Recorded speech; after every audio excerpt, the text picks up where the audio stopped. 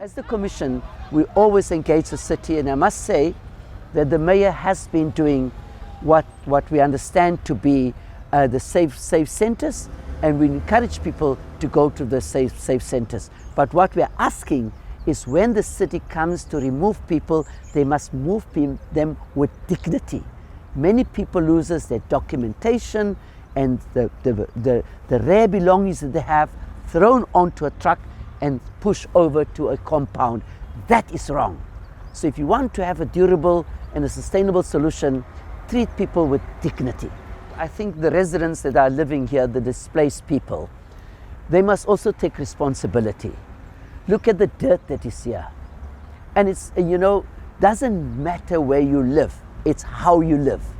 I've worked in squatter camps and informal settlements my whole life, and we always said to them, you may be a squatter, but don't have a mentality of a squatter, and where you live, make sure that you clean up and make sure that you live in dignity. So we are saying there are people, there are parolees that are escaping, don't want to be contacted. Of course there are traffickers, and of course there are others, but the majority are people that have also fallen on hard times. I have met so many homeless people that range from doctors, lawyers, teachers. So it's not even the color of your skin, but people that have fallen on hard times. And a country, now the late President Nelson Mandela said, a nation will be remembered but how they treat the most vulnerable. And therefore we say, let's treat the homeless and the displaced people in a way that we say, as a nation, we're a caring nation, that we don't have to just, and when a court issues an order, can we not find an alternative for people?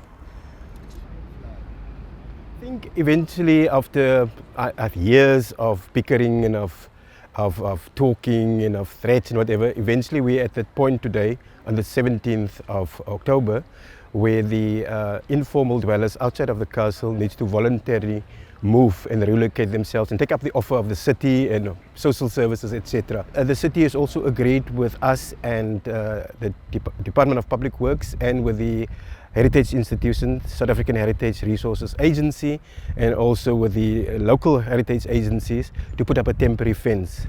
A fence on the city's area because the pavement belongs to the city. We have decided on the terms of the solid waste, we've decided to share the cost between us and the city. So we will get additional workers to remove it from the moat. Fortunately, most of the things float. But if we need to dig, we need to dig because the moat is almost 2 meters deep, depending on whether it rains or not rain. So that we will share. It is a cost. It's a cost. Eventually, the public pays for that, but it's a cost that we prepare to share. Then the city, the first part of the fence around that corner, the city is going to carry that cost, and we will carry the cost from the Buren Bastion up to where the military entrance here is at the back. So it's almost the government of national union in action without them knowing that they're in action. All spheres of government chipping in. If we share the cost, then we also take collective responsibility for that area.